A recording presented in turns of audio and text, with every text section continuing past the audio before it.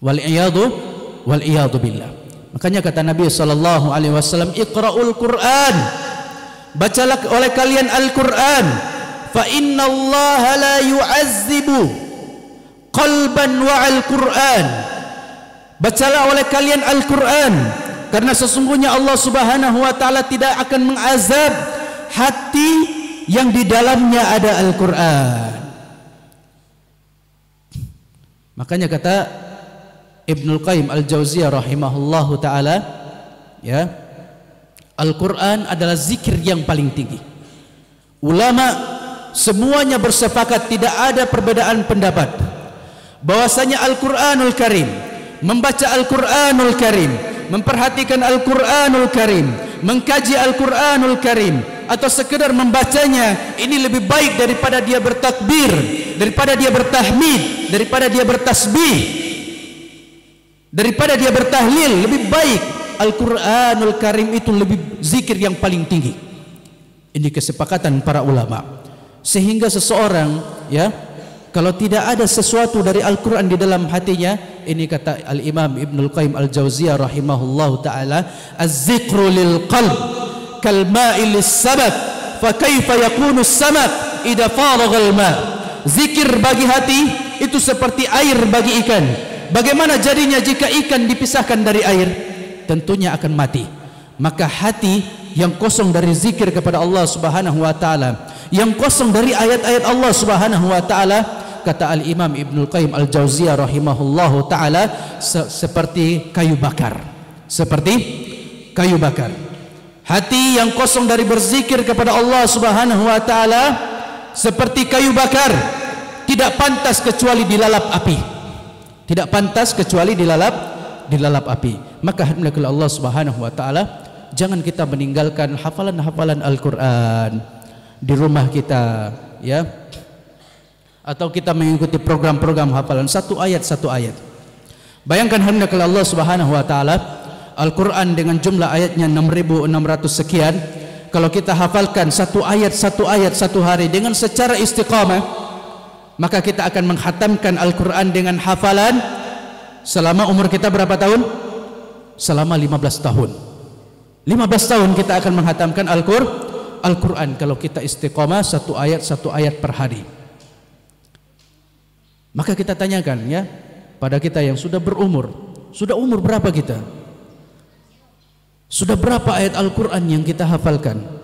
Ya, maka kita dari daurah ini menambah kekuatan, menambah semangat untuk menghafalkan Al-Quran satu ayat satu minggu, tidak masalah. Yang penting jangan tinggalkan dia menghafalkan Al-Quranul Karim. Juga dia mempelajari hadis-hadis yang berkaitan dengan Al-Quran, hadis-hadis hukum dari Nabi sallallahu alaihi wasallam. Kalau satu hari dia istiqomah menghafalkan satu hadis dari Nabi sallallahu alaihi wasallam, satu hari dia istiqomah, maka satu tahun dia mendapatkan berapa hadis? 365 hadis. Kalau 2 tahun dia di pesantren, dia istiqomah menghafalkan satu hadis, maka berapa hadis yang dia dapatkan? 360 tambah 360 berapa? 720 hadis. Kalau 3 tahun dia di pesantren, 365 kali 3 berapa? Dia sudah menghatamkan Sahih Muslim. Kalau selama misalnya dia hidup misalnya 15 tahun dia menghafalkan hadis, 15 tahun dia menghafalkan hadis, maka berapa? 365. Nah, ini payah juga kalau matematika, semakin banyak ini. Ya banyaklah kalau gitu, ya. Sahih Bukhari itu ada 7.000 hadis. Sahih Muslim 1.000 sekian hadis. Maka dia bisa menghafalkannya dengan istiqamah. Orang-orang terdahulu juga menghafalkannya secara istiqamah. Meskipun dia tidak mungkin di dalam mengucapkannya, minimal dia mengetahui hukum-hukum yang terkandung di dalam hadis. Karena ini sumber manhaj kita. Jangan sampai nanti kita cuma manhaj salaf. Ya. Dia tidak baca hadis. Manhaj salaf, dia malas baca Al-Quran. Itu bukan manhaj salaf. Manhaj salaf itu dia perhatian pada Al-Quranul Karim, perhatian pada hadis Nabi sallallahu alaihi wasallam, perhatian pada majelis ilmu. Dia semangat mempelajari hadis-hadis Nabi sallallahu alaihi wasallam. Kalau kita daurah 1 jam, 2 jam, 3 jam, 4 jam, ya mungkin kita sudah capek, sudah lelah. Nabi sallallahu alaihi wasallam disebutkan di dalam hadis Umar ibn Khattab radhiyallahu taala anhu, juga disebutkan di dalam hadis Abdullah ibn Mas'ud, juga di dalam hadis Utsman ibn Affan radhiyallahu taala anhu. Kata Nabi sallallahu alaihi wasallam, kata mereka bahwasanya pernah di zaman Nabi sallallahu alaihi wasallam setelah salat subuh di bulan Ramadan, Nabi sallallahu alaihi wasallam setelah salat subuh naik mimbar. Nabi berkhutbah dengan khutbah yang begitu panjang hingga memasuki waktu zuhur. Lalu Nabi sallallahu alaihi wasallam turun dari mimbar, lalu Nabi sallallahu alaihi wasallam salat zuhur. Setelah salat zuhur, Nabi naik mimbar sampai pada waktu asar. Nabi sallallahu alaihi wasallam turun, lalu Nabi sallallahu alaihi wasallam salat. Setelah salat asar, Nabi sallallahu alaihi wasallam naik mimbar. Nabi sallallahu alaihi wasallam berkhutbah sampai masuk waktu maghrib. Ini di zamannya sahabat Nabi sallallahu alaihi wasallam. Maka pada hari itu kata Umar ibn Khattab, Nabi sallallahu alaihi wasallam telah menyampaikan semua apa yang disampaikan oleh Allah Subhanahu wa taala, dari penciptaan manusia sampai dengan penghuni neraka masuk di tempatnya, penghuni surga masuk di tempatnya, semuanya telah disampaikan oleh Nabi sallallahu alaihi wasallam pada hari itu. Maka ada orang yang mengingat khutbahnya, ada orang yang lupa kepada khutbahnya Nabi sallallahu alaihi wasallam karena saking panjangnya. Sekali-sekali kita bikin daurah seperti itu. Ya.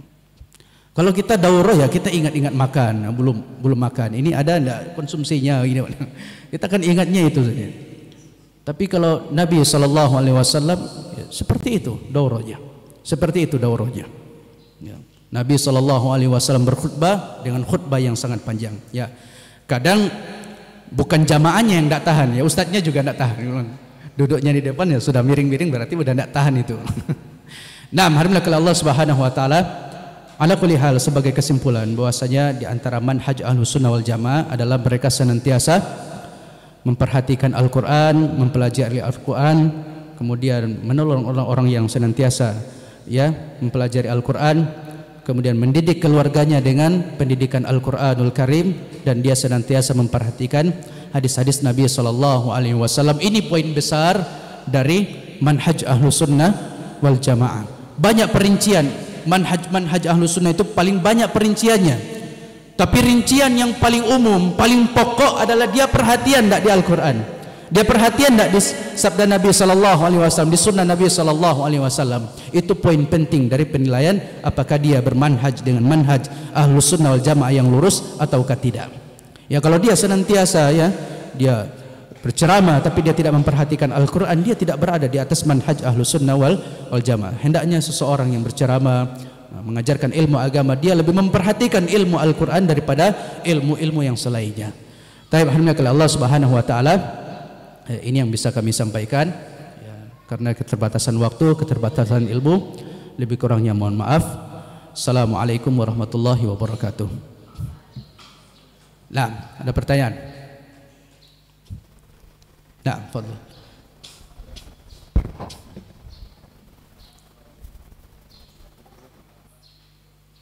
Ada mic ya.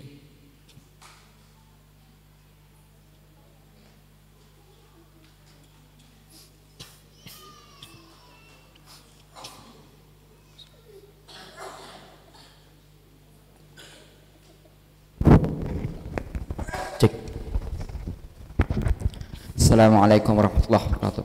Waalaikumsalam. Afwan Ustaz, ana Abu Azhura. Ingin bertanya tentang salah foto atau gambar ataupun video. Aina. Assalamualaikum warahmatullahi wabarakatuh. Waalaikumsalam warahmatullahi wabarakatuh. Nah, alhamdulillah kalau Allah Subhanahu wa taala berkaitan dengan video atau gambar ini, Allah Subhanahu wa taala, ini terdapat ya, khilaf di kalangan para ulama, dan khilafnya sampai saat ini masih terjadi perdebatan. Ala kulli hal, ana juga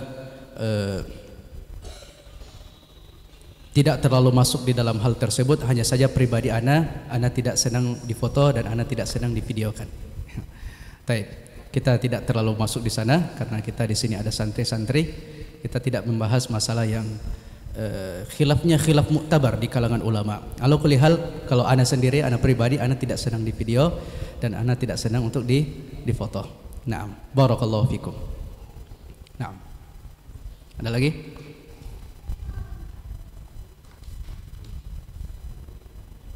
Naam.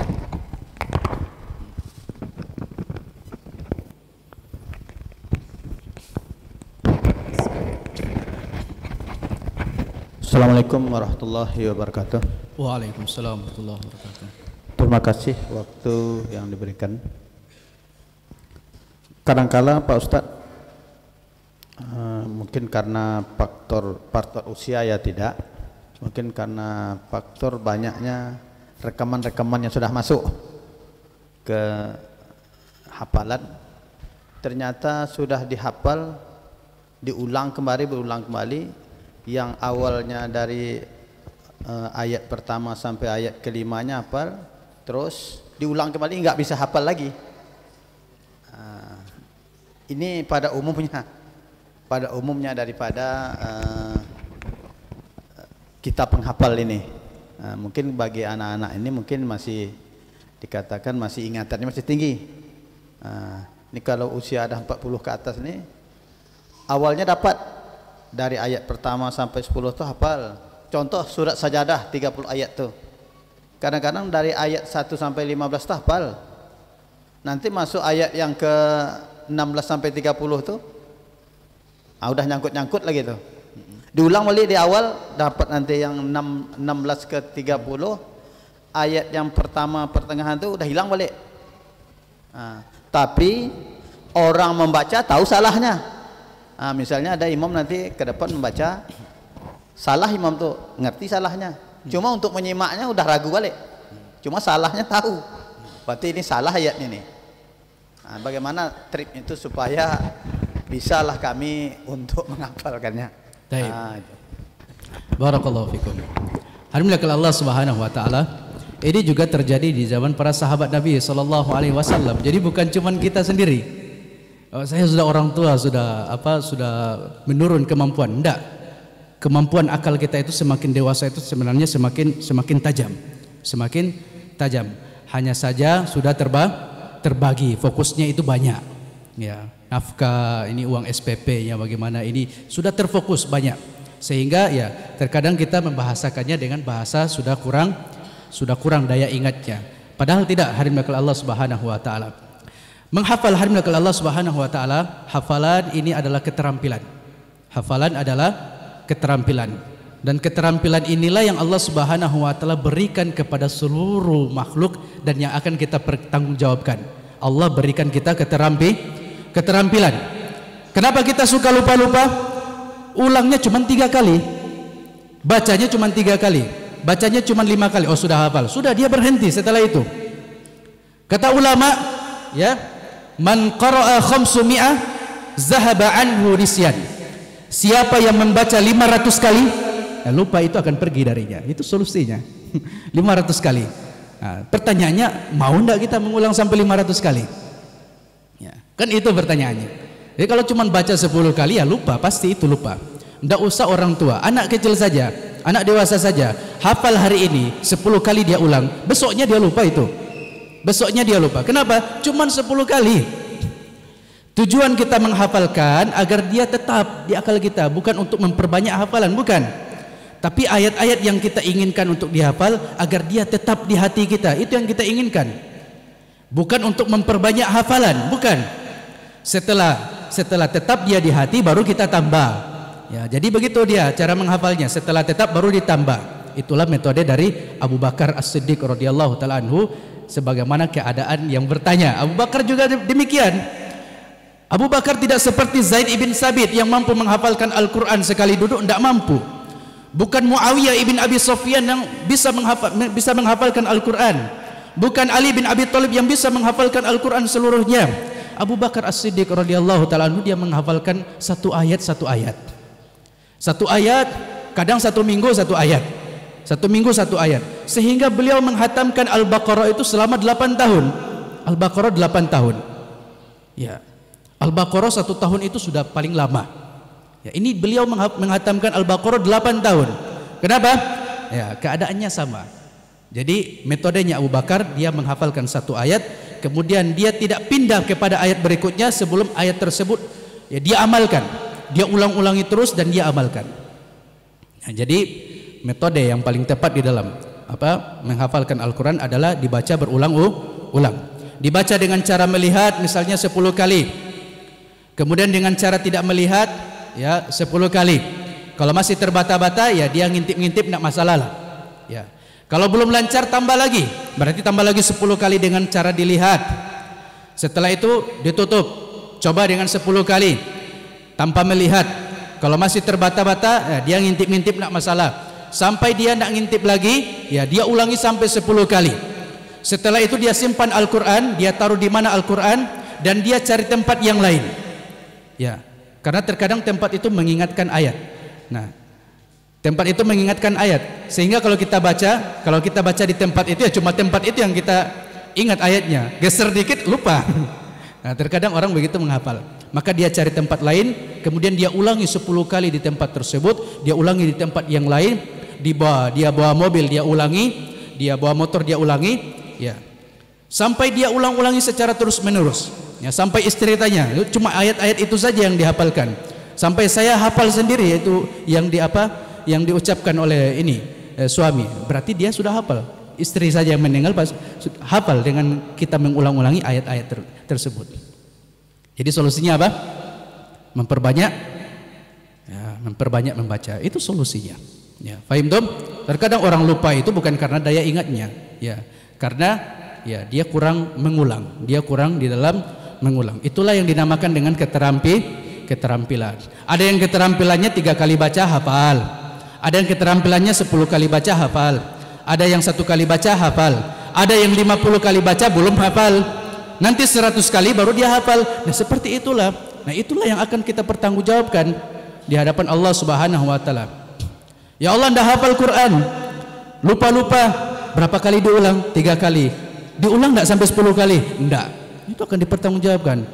Ndak hafal Quran, diulang ndak sampai 10 kali? Diulang. Tapi masih lupa sampai 20 kali ndak? Ndak. Akan dipertanggungjawabkan.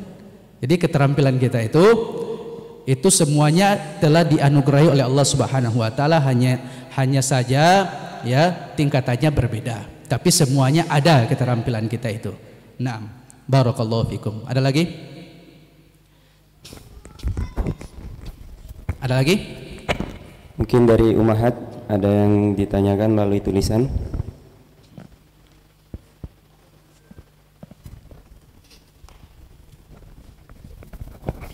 Dari ibu-ibu mungkin.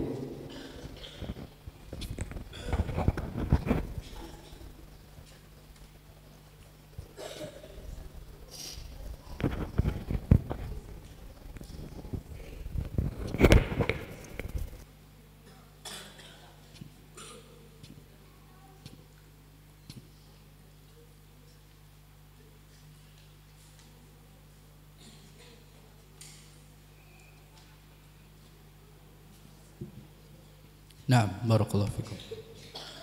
Bismillah, apa hukumnya jika kita tidak ada lagi murojaah hafalan ayat-ayat Al-Quran? Apa motivasi agar kesibukan tidak menjadi alasan untuk tetap menghafal dan murojaah ayat-ayat Al-Quran? Jazakumullah khairan. Alhamdulillah kalau Allah Subhanahu wa taala, di antara kenapa kita harus menghafalkan Al-Quran, karena kita nanti sibuk di pekerjaan. Ya. Kalau orang membaca Al-Quran, nanti dia disibukkan dari pekerjaan. Tapi kalau orang yang hafal Al-Quran, dia bisa baca Al-Quran sambil bekerja. Inilah yang kita inginkan di dalam membaca Al-Quran dan memurojaah Al-Quran. Ala kulli hal, kebanyakan orang banyak mengejar hafalan 30 juz. Sebenarnya itu bukan tujuan. Ya, tujuan kita adalah bagaimana kita ya memasukkan Al-Qur'an ke dalam hati kita sedikit demi sedikit, sedikit demi sedikit.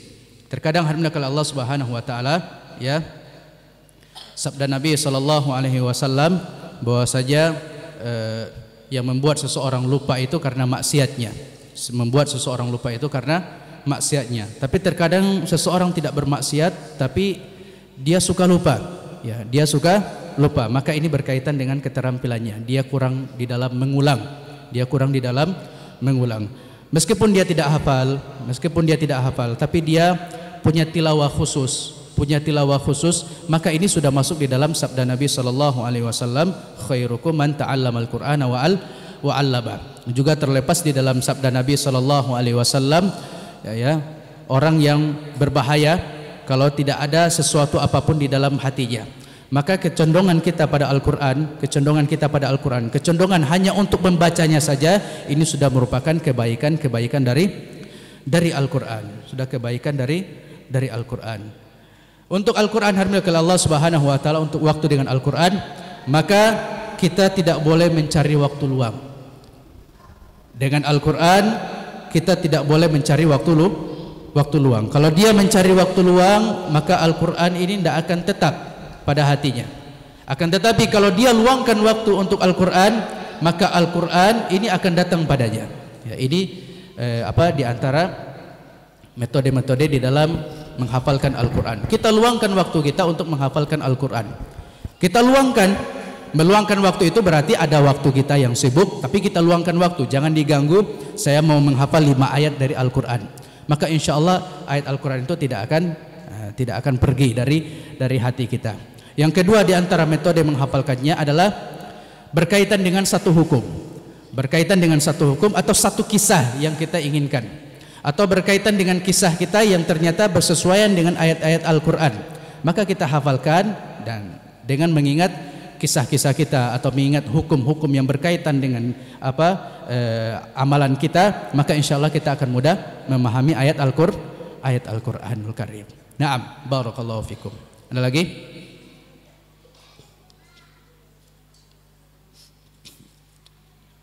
Ada lagi? Mungkin dari para santri ada yang mau ditanyakan?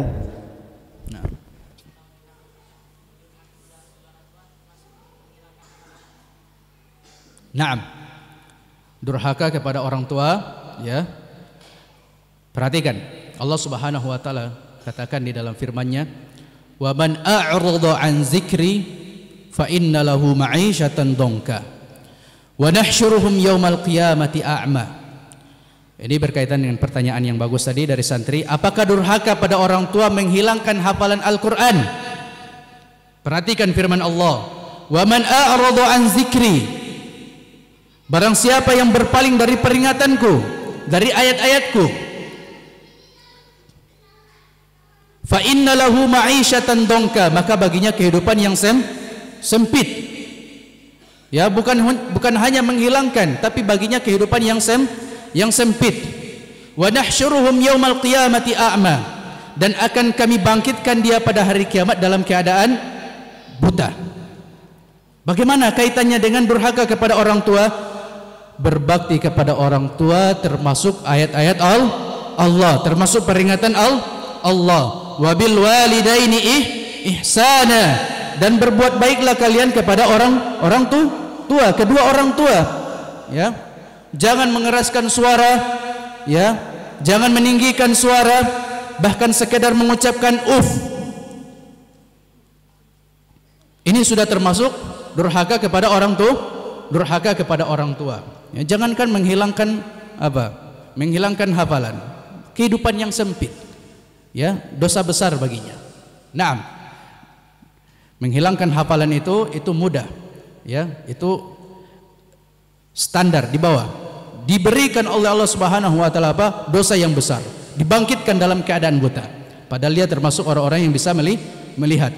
Apa kata Allah Subhanahu wa taala? Qala rabbi lima hasyartani a'ma, wahai Rabb, kenapa engkau bangkitkan aku dalam keadaan buta? Wa qad kuntu basira, padahal waktu di dunia aku termasuk orang-orang yang bisa melihat. Apa kata Allah Subhanahu wa taala?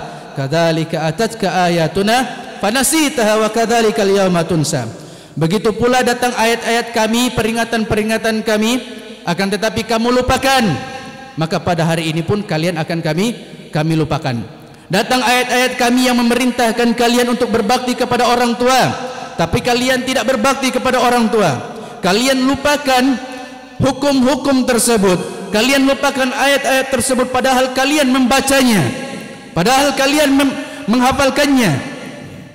Kalian lupakan ayat-ayat tersebut, maka pada hari itu Allah Subhanahu wa taala akan melupakan orang-orang yang berpaling dari peringatan-peringatan Allah Subhanahu wa taala. Barakallahu fikum. Nah, ada lagi? Baik, kalau tidak ada lagi, maka kita cukupkan sampai di sini.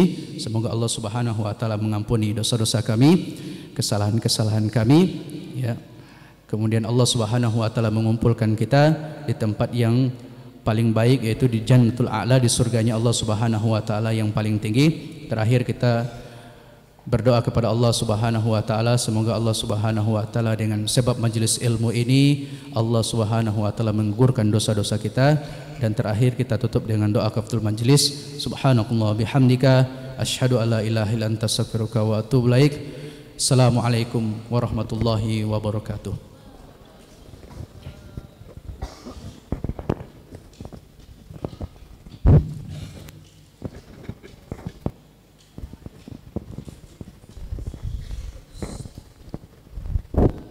Terima kasih kami ucapkan kepada Al-Ustaz Syarif Maulana atas daurah ilmiahnya. Dan dengan berakhirnya daurah kita pada siang hari ini, maka berakhir pula acara kita pada siang hari ini. Semoga acara kita mendapatkan ridho dan rahmat dari Allah Subhanahu wa taala, dan berpisahnya kita dari acara ini mendapatkan lindungan dari Allah Subhanahu wa taala. Kami selaku pembawa acara memohon maaf apabila ada kesalahan dan kekhilafan dalam memandu acara. Kami akhiri dengan doa kafaratul majlis. Subhanakallahumma bihamdika asyhadu an la ilaha illa anta astaghfiruka wa atubu ilaik. Assalamualaikum warahmatullahi wabarakatuh.